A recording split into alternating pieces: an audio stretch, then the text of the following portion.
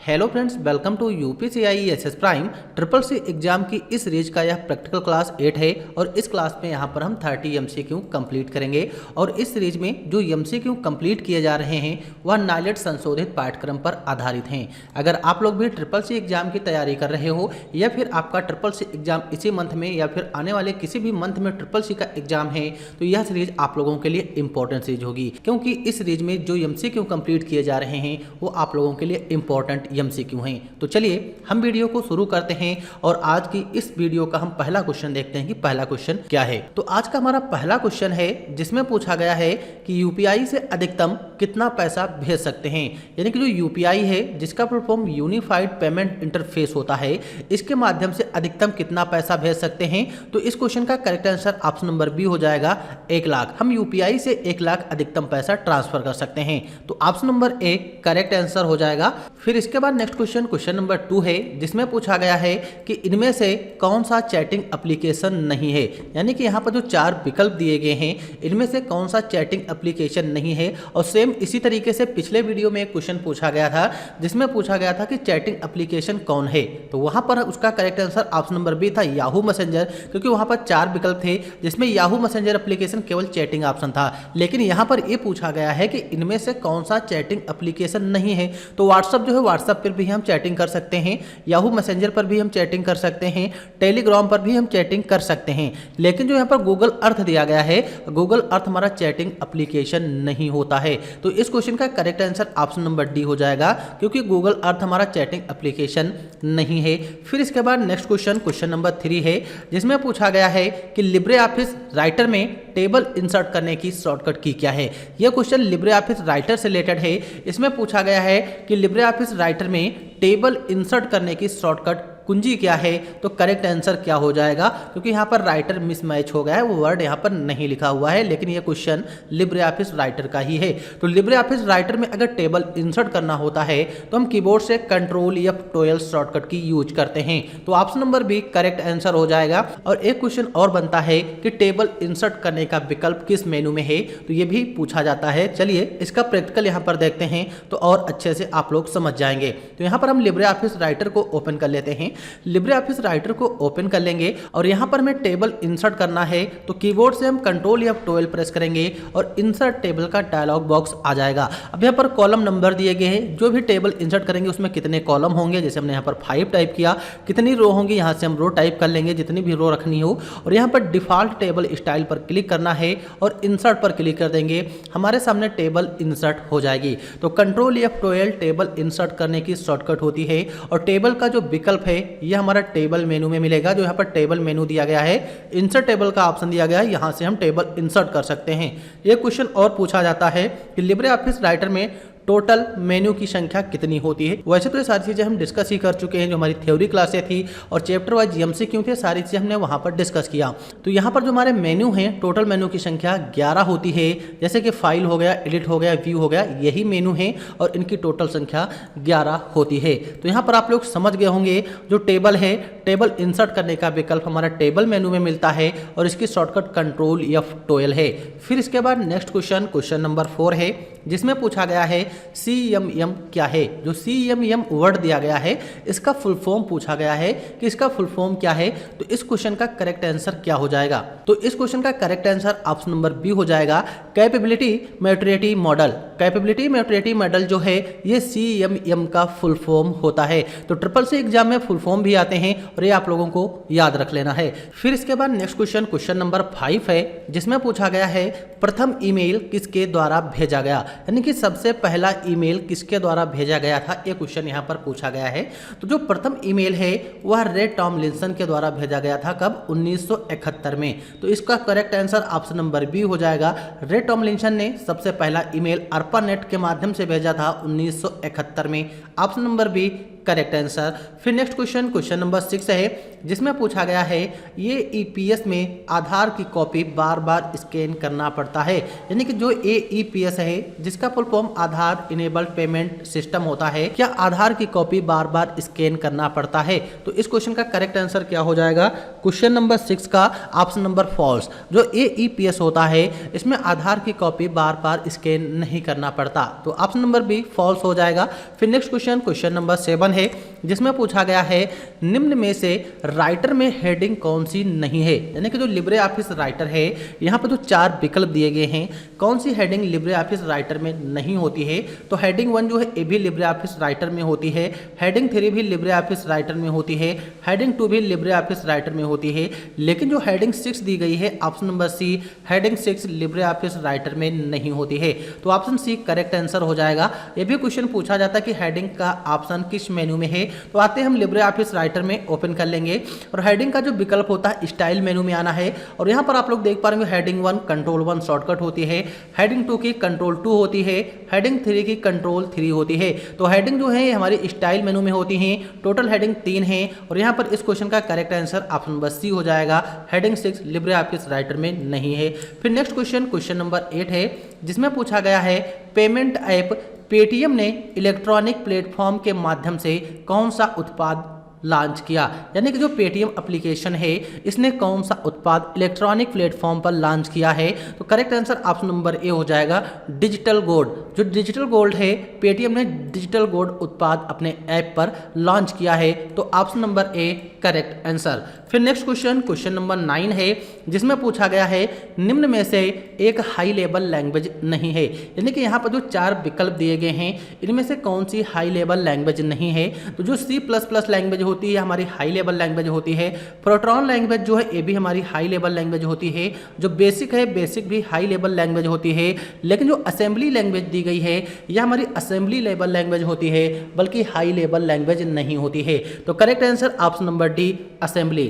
फिर next question number 10 है, जिसमें पूछा गया है एटीएम कार्ड डेबिट कार्ड से पैसे निकालने के लिए CVV नंबर जरूरी है। अगर हम एटीएम कार्ड डेबिट कार्ड से पैसा निकालते हैं तो CVV नंबर जरूरी है या नहीं है? तो इस क्वेश्चन का correct answer option number B हो जाएगा। जब हम डेबिट कार्ड का यूज एटीएम मशीन में करते हैं तो वहां पर हमें CVV नंबर की जरूरत नहीं होती है, तो फॉल्स हो जाएगा।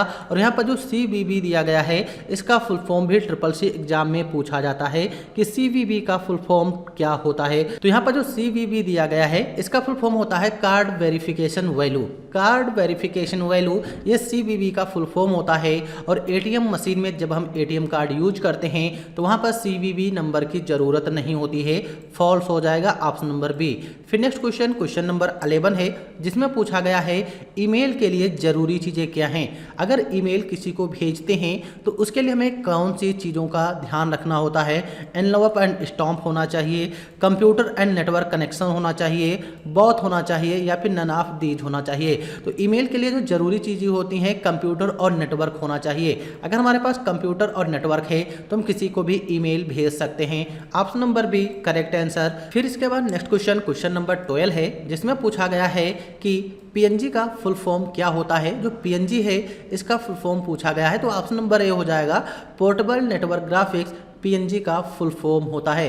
पोर्टेबल नेटवर्क ग्राफिक्स PNG का फुल फॉर्म है, option number A correct answer. फिर नेक्स्ट क्वेश्चन नंबर 13 है, जिसमें पूछा गया है भारत में मानव कंप्यूटर के रूप में किसे जाना जाता है, यानी कि भारत में मानव कंप्यूटर किसे कहा जाता है या फिर मानव कंप्यूटर के रूप में किसे जाना जाता है।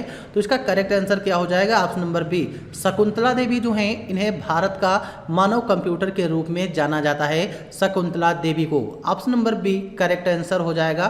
फिर इसके बाद नेक्स्ट क्वेश्चन नंबर 14 है, जिसमें पूछा गया है साटा का पूर्ण रूप क्या है, यानी कि जो साटा है इसका फुल फॉर्म क्या होता है। अब ये साटा है क्या? तो जैसे कि हमारी जो हार्ड डिस्क आती है, हार्ड डिस्क को जब हम कंप्यूटर में कनेक्ट करते हैं तो एक साटा केबल होता है, वही यहाँ पर पूछा गया। साटा केबल से हम हार्ड डिस्क को अपने कंप्यूटर में कनेक्ट कर सकते हैं। तो साटा का पूर्ण रूप क्या है, ये क्वेश्चन यहाँ पर पूछा गया है। तो इस क्वेश्चन का करेक्ट आंसर क्या हो जाएगा? तो इस क्वेश्चन का जो करेक्ट आंसर होगा ऑप्शन नंबर ए हो जाएगा, serial advance technology attachment. Serial advance technology attachment, ये साटा का फुल फॉर्म होता है। आप लोगों को याद रख लेना है, सीरियल, एडवांस, टेक्नोलॉजी, अटैचमेंट, साटा का फुल फॉर्म होता है। तो option number A correct answer हो जाएगा।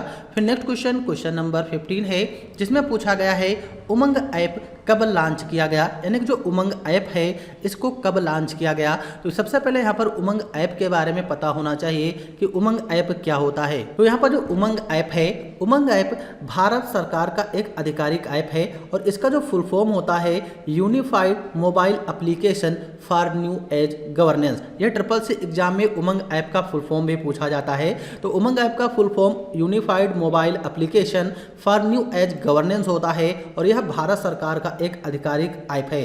इस ऐप को राष्ट्रीय ई गवर्नेंस ने डिजाइन किया है, यानी कि जो हमारा उमंग ऐप है इस ऐप को राष्ट्रीय ई गवर्नेंस और इलेक्ट्रॉनिक्स और सूचना प्रौद्योगिकी मंत्रालय ने बनाया है।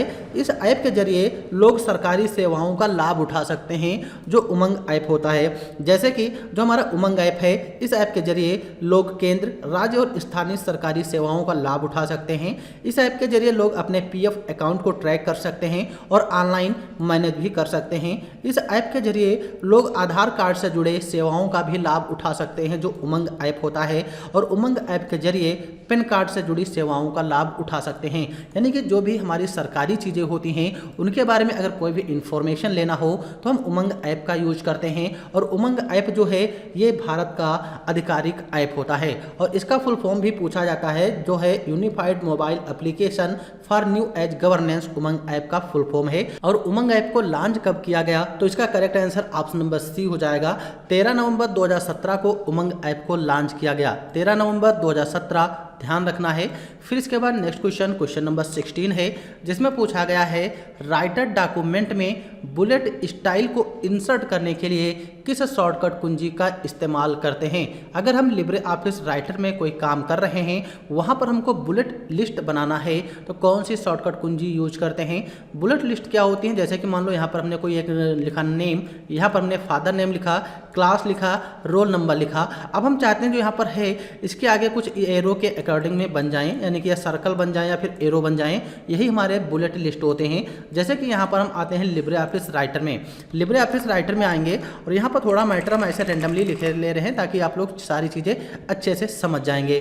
जैसे कि हमको यहाँ पर बुलेट लिस्ट लगाना है तो जो भी हमने लिस्ट टाइप किया है सेलेक्ट कर लेना है। कीबोर्ड से हम शिफ्ट F12 प्रेस करेंगे तो यहाँ पर बुलेट लिस्ट लग जाएंगे। फिर शिफ्ट F12 प्रेस करेंगे तो बुलेट लिस्ट को हटा भी सकते हैं, या फिर यहाँ पर होम मेनू दिया गया है, यहाँ से भी बुलेट लिस्ट को हम लगा सकते हैं। जैसे कि एरो लगाना हो तो एरो लगा लेंगे, ये भी हमारी बुलेट लिस्ट होती हैं। अगर हम इस तरीके से लगाना चाहते हैं तो ये भी हमारे बुलेट लिस्ट ही होते हैं। तो यहाँ पर हम शिफ्ट F12 से बुलेट लिस्ट को लगा भी सकते हैं और बुलेट लिस्ट को हटा भी सकते हैं। और यहाँ पर ये भी क्वेश्चन आता है कि जो बुलेट लिस्ट का ऑप्शन होता है कहाँ पर होता है, तो फॉर्मेट मेनू में आना है और यहाँ पर एक लिस्ट का ऑप्शन मिलेगा और यहाँ पर देखो नो लिस्ट है। अगर हम लिस्ट जो भी लगी है उनको हटाना है तो हम कंट्रोल शिफ्ट F12 प्रेस कर सकते हैं। अनऑर्डर्ड लिस्ट यानी कि जो बुलेट लिस्ट होती हैं जो सर्कल हो या फिर एरो हो तो उनको हम बोलते हैं अनऑर्डर्ड लिस्ट। उसकी शॉर्टकट शिफ्ट F12 होती है। अगर ऑर्डर्ड लिस्ट लगाना हो नंबर में या अल्फ़ाबेट में लगाना हो तो हम F12 प्रेस करते हैं। जैसे कि सेलेक्ट किया, कीबोर्ड से F12 प्रेस करेंगे, अब यहाँ पर नंबर में लग जाएगा। इस साइड आप लोग देख सकते हैं ये हमारे ऑर्डर्ड लिस्ट होते हैं। तो यहाँ पर आप लोग समझ गए होंगे इस क्वेश्चन का करेक्ट आंसर है शिफ्ट F12 जो बुलेट लिस्ट की शॉर्टकट होती है। फिर इसके बाद नेक्स्ट क्वेश्चन नंबर 17 है, जिसमें पूछा गया बैंक को इंटरनेट से कब अटैच किया गया, यानी कि जो बैंक हैं बैंक में इंटरनेट सेवा कब से लागू हुई, कब से बैंक को इंटरनेट के माध्यम से कनेक्ट किया गया। तो इस क्वेश्चन का करेक्ट आंसर क्या हो जाएगा, ये यहाँ पर पूछा गया है। तो इस क्वेश्चन का करेक्ट आंसर हो जाएगा ऑप्शन नंबर बी, 1996 में बैंक को इंटरनेट से अटैच किया गया। Option number B correct answer 1996। फिर नेक्स्ट क्वेश्चन नंबर 18 है, जिसमें पूछा गया है निम्नलिखित में से किस प्लेटफॉर्म द्वारा ब्लॉग बनाए जा सकते हैं। अगर हमें ब्लॉग बनाना है तो हम किस प्लेटफॉर्म का यूज करेंगे, तो वर्डप्रेस का यूज करते हैं, जो ऑप्शन नंबर सी है। वर्डप्रेस एक ऐसा प्लेटफॉर्म है जहां पर हम ब्लॉग बना सकते हैं। यहाँ पर आप लोग हो सकते सकता है माइंड में सोच रहे हैं यूट्यूब पर आजकल बहुत ज़्यादा लोग ब्लॉगर हैं, तो वो ब्लॉगर अलग होते हैं। ब्लॉग का मतलब होता है जैसे कि जो ब्लॉग होते हैं, अगर आपको किसी भी क्षेत्र में रुचि है, मान लीजिए आप कवि हैं या फिर आप स्टोरी मेकर हैं, तो इस तरीके से आप अपना क्या करते हैं, वर्डप्रेस पर एक वेबसाइट बनाएंगे जो ब्लॉग होता है, वहाँ पर हम अपनी पोस्ट लिखकर अपलोड कर सकते हैं। ये पूछा गया है, तो निम्नलिखित में से किस प्लेटफॉर्म द्वारा ब्लॉग बनाए जा सकते हैं, वर्डप्रेस द्वारा। तो option number C correct answer हो जाएगा। फिर नेक्स्ट क्वेश्चन नंबर 19 है, जिसमें पूछा गया है कि नॉर्मल व्यू का कमांड किस मेन्यू में होता है। यानी कि ये लिब्रे ऑफिस इम्प्रेस से रिलेटेड क्वेश्चन है। उसमें जो नॉर्मल व्यू कमांड होता है, नॉर्मल व्यू जो ऑप्शन होता है, या किस मेन्यू में है, ये पूछा गया है। तो इस क्वेश्चन का correct answer option number B हो जाएगा। जो व्यू मेनू होता है, व्यू मेनू में नॉर्मल व्यू होता है, तो option number B correct answer. जैसे कि यहाँ पर लिब्रे ऑफिस इम्प्रेस को ओपन किया है, व्यू मेनू में आएंगे, यहाँ पर आपको नॉर्मल व्यू मिल जाएगा, आउटलाइन व्यू मिल जाएगा, नोट्स का ऑप्शन मिल जाएगा, स्लाइड सॉर्टर, मास्टर स्लाइड हो गया। यानी कि ये जो ऑप्शन है कहाँ होते हैं, व्यू मेनू में होते हैं। Option number B correct answer. फिर नेक्स्ट क्वेश्चन नंबर 20 है, जिसमें पूछा गया है CSS का फुल फॉर्म क्या होता है। What is the full form of CSS। तो CSS का जो फुल फॉर्म होता है कैस्केडिंग स्टाइल शीट। तो option number A correct answer हो जाएगा। कैस्केडिंग स्टाइल शीट ये हमारा CSS का फुल फॉर्म होता है, तो option number A correct answer. अब यहाँ पर CSS है क्या, तो CSS एक लैंग्वेज होती है। जब हम कोई भी वेब पेज बनाते हैं HTML की सहायता से, अब उस वेब पेज को अगर हमको डिजाइन करना है, डिजाइनिंग देना है, तो हम CSS लैंग्वेज का यूज करते हैं। वही चीज़ यहाँ पर पूछा गया है, CSS का full form cascading style sheet होता है। Option number A correct answer. फिर नेक्स्ट क्वेश्चन नंबर 21 है, जिसमें पूछा गया है AEPS में किसके वेरिफिकेशन की आवश्यकता होती है। यानी कि आधार इनेबल पेमेंट सिस्टम में किसके वेरिफिकेशन की आवश्यकता होती है। तो बहुत ही सिंपल क्वेश्चन है, बायोमेट्रिक। जब हम आधार अपना कहीं पर भी लॉगिन करते हैं, यानी कि AEPS वेबसाइट जो होती है या फिर आधार इनेबल पेमेंट सर्विस है, तो वहाँ पर बायोमेट्रिक हम यूज करते हैं। तो option number C correct answer. फिर इसके बाद नेक्स्ट क्वेश्चन नंबर 22 है, जिसमें पूछा गया है कि लिब्रे ऑफिस राइटर में चार्ट इंसर्ट करने के लिए किस टूल बार का इस्तेमाल करते हैं। अगर हम लिब्रे ऑफिस राइटर में काम कर रहे हैं और वहाँ पर हमें चार्ट इंसर्ट करना है, तो चार्ट इंसर्ट करने का जो विकल्प है किस टूल बार में होगा। अब ये क्वेश्चन जो है थोड़ा घुमा के दिया गया है, क्योंकि बहुत से लोग इस क्वेश्चन में क्या कर देंगे, इंसर्ट मेनू ऑप्शन लगाएंगे। तो यहाँ पर बल्कि कोई मेनू नहीं पूछा गया, टूल बार पूछा गया है। अगर क्वेश्चन ये पूछा जाता कि लिब्रे ऑफिस राइटर में जो चार्ट इंसर्ट करने का विकल्प है किस मेनू में है, तब हम इंसर्ट मेनू लगाते, लेकिन यहाँ पर पूछा क्या गया है, टूल बार पूछा गया है। तो टूल बार जो है ये हमारा स्टैंडर्ड टूल बार में हो जाएगा। हम लिब्रे ऑफिस राइटर में स्टैंडर्ड टूल बार से भी चार्ट को इंसर्ट कर सकते हैं। जैसे कि यहाँ पर प्रैक्टिकल दिखाते हैं, तब आप लोग और अच्छे से समझ जाओगे। तो यहाँ पर हम राइटर को ओपन करते हैं, जैसे कि चार्ट इंसर्ट करना है। तो जब हम लिब्रे ऑफिस राइटर को ओपन करते हैं, तो सबसे ऊपर टाइटल बार होगा, फिर यहाँ पर हमारा मेनू बार होता है, फिर हमारा नेक्स्ट होता है स्टैंडर्ड टूल बार, उसके नीचे फॉर्मेटिंग टूल बार। तो यहाँ पर जो स्टैंडर्ड टूल बार है, यहाँ पर आप लोग देख पा रहे होंगे चार्ट का विकल्प दिया गया है। यहाँ से हम चार्ट को इंसर्ट कर सकते हैं। चार्ट पर क्लिक कर लेंगे, चार्ट आ जाएगा। अब जब हम चार्ट यहाँ पर इंसर्ट करते हैं तो चार्ट आ जाएगा। और एक क्वेश्चन और पूछा जाता है कि टोटल चार्ट कितने होते हैं, तो 10 चार्ट होते हैं। 10 प्रकार के चार्ट होते हैं, जैसा कॉलम चार्ट हो गया, बार चार्ट हो गया, पाई चार्ट हो गया। तो ये क्या है, चार्ट के प्रकार होते हैं। तो ये भी आप लोगों को याद रख लेना है, चार्ट हमारे 10 प्रकार के होते हैं। और इंसर्ट करने के लिए हम इसको स्टैंडर्ड टूल बार से इंसर्ट कर सकते हैं। अगर मेनू पूछा जाए तो इंसर्ट मेनू में आएंगे और चार्ट का विकल्प दिया गया, यहाँ से हम इंसर्ट कर सकते हैं। अब ऑप्शन हाईलाइट इसलिए नहीं हो रहा है क्योंकि ऑलरेडी चार्ट यहाँ पर इंसर्ट है। तो यहाँ पर आप लोग समझ गए होंगे, चार्ट का विकल्प टूल बार में होता है, कौन से, स्टैंडर्ड टूल बार में। मेनू पूछा जाए तो इंसर्ट मेनू हो जाएगा। फिर नेक्स्ट क्वेश्चन नंबर 23 है, जिसमें पूछा गया है कि लिंक्डइन जो वेबसाइट है किसके द्वारा विकसित किया गया, यानी कि लिंक्डइन को किसके द्वारा डेवलप किया गया, ये क्वेश्चन यहाँ पर पूछा गया है। तो इस क्वेश्चन का जो करेक्ट आंसर होगा ऑप्शन नंबर सी हो जाएगा, माइक्रोसॉफ्ट। जो माइक्रोसॉफ्ट कंपनी है, जो हमारा विंडोज ऑपरेटिंग सिस्टम को डेवलप किया है, इस कंपनी ने लिंक्डइन एप्लीकेशन को यानी वेबसाइट को भी विकसित किया है। तो ऑप्शन नंबर सी माइक्रोसॉफ्ट हो जाएगा। फिर नेक्स्ट क्वेश्चन नंबर 24 है, जिसमें पूछा गया है निम्नलिखित में से किस मेनू में ट्रैक चेंज विकल्प मौजूद है। ये लिब्रे ऑफिस राइटर से रिलेटेड क्वेश्चन है। पूछा गया है जो ट्रैक चेंज का विकल्प होता है किस मेनू में है? तो इस क्वेश्चन का करेक्ट आंसर क्या हो जाएगा? तो इस क्वेश्चन का जो करेक्ट आंसर हो जाएगा ऑप्शन नंबर बी हो जाएगा। जो एडिट मेनू है, ट्रैक चेंज का विकल्प कहाँ होता है? एडिट मेनू में होता है। Option number B correct answer. जैसे राइटर को ओपन करेंगे, एडिट मेनू में आएंगे, यहाँ पर ट्रैक चेंज का विकल्प मिल जाएगा, यहाँ से हम ट्रैक चेंज को यूज कर सकते हैं। तो क्या हो जाएगा correct answer? Option number B edit menu. फिर नेक्स्ट क्वेश्चन 25 जिसमें पूछा गया है इनमें से एक पेज ओरिएंटेशन का प्रकार है। यानी कि जो पेज ओरिएंटेशन है ये क्या होते हैं? तो जैसे कि मान लीजिए हम किसी भी एप्लीकेशन पर काम करते हैं तो वहाँ पर पेज ओरिएंटेशन दो प्रकार के होते हैं, एक होता है पोर्ट्रेट और एक होता है लैंडस्केप। लैंडस्केप पेज हमारा बेड़ा होता है और पोर्ट्रेट पेज हमारा खड़ा होता है। यहाँ पर पूछा गया है इनमें से एक पेज ओरिएंटेशन का प्रकार है। यानी कि जो पेज ओरिएंटेशन है पोर्ट्रेट भी है, लैंडस्केप है, तो इसलिए option number C correct answer हो जाएगा। Option number C correct answer page orientation के प्रकार हैं। यानी कि पोर्ट्रेट और लैंडस्केप दोनों हमारे पेज ओरिएंटेशन होते हैं। फिर नेक्स्ट क्वेश्चन नंबर 26 जिसमें पूछा गया है निम्न में से सेकेंडरी मेमोरी कौन सी है? यानी कि जो मेमोरी है दो प्रकार की होती है, एक होती है प्राइमरी मेमोरी, एक होती है सेकेंडरी मेमोरी। तो सेकेंडरी मेमोरी के कौन से प्रकार हैं? तो यहाँ पर जो हार्ड डिस्क दिया गया है ये हमारा क्या है? सेकेंडरी मेमोरी है। जो HDD दिया गया है हार्ड डिस्क ड्राइव, ये क्या है? सेकेंडरी मेमोरी होती है। जबकि यहाँ पर रैम हो गया, रोम हो गया, डी रैम होगा, ये हमारी क्या है? प्राइमरी मेमोरी होती है। हार्ड डिस्क सेकेंडरी मेमोरी है। तो option number A correct answer हो जाएगा। फिर नेक्स्ट क्वेश्चन नंबर 27 जिसमें पूछा गया है QR कोड कब लॉन्च किया गया? यानी कि जो QR कोड है जिसका full form quick response code होता है, इसको कब लॉन्च किया गया? तो इस क्वेश्चन का करेक्ट आंसर क्या हो जाएगा? ऑप्शन नंबर बी 1994 में QR कोड को लॉन्च किया गया, जापान में लॉन्च किया गया था, आप लोग याद रखिएगा। Option number B QR code को 1994 में लॉन्च किया गया। फिर नेक्स्ट क्वेश्चन नंबर 28 है जिसमें पूछा गया है निम्न में से लिनक्स के निर्माता कौन है? यानी कि जो लिनक्स ऑपरेटिंग सिस्टम है इसको किसने बनाया, इसके निर्माता कौन है, ये यहाँ पर पूछा गया है। तो ऑप्शन नंबर सी जो लिनक्स टर्वाल्ड्स हैं इन्होंने लिनक्स ऑपरेटिंग सिस्टम को बनाया था। तो option number C Linus Torvalds Linux के निर्माता हैं। फिर नेक्स्ट क्वेश्चन 29 जिसमें पूछा गया है निम्न में से किसको रिफ्रेश करने की आवश्यकता नहीं होती है? यानी कि ऐसी कौन सी मेमोरी है जिसको हमें रिफ्रेश करने की ज़रूरत नहीं होती है, ये क्वेश्चन यहाँ पर पूछा गया है। तो इस क्वेश्चन का करेक्ट आंसर क्या हो जाएगा? D RAM. जो हमारी डी रैम होती है जिसका full form dynamic random access memory है, ये क्या है? ये ऐसी मेमोरी है जिसे हमें बार बार रिफ्रेश करने की ज़रूरत नहीं होती है। जो यस रैम है स्टैटिक रैंडम एक्सेस मेमोरी, रोम है रीड ओनली मेमोरी, ये दोनों ऐसी मेमोरी हैं जिनको बार बार रिफ्रेश करने की जरूरत पड़ती है, लेकिन डी रैम को हमें बार बार रिफ्रेश करना नहीं पड़ता है। तो option number A correct answer. फिर नेक्स्ट क्वेश्चन नंबर 30 है जिसमें पूछा गया है राइटर में बाय डिफ़ॉल्ट हाइलाइटर का कलर क्या होता है?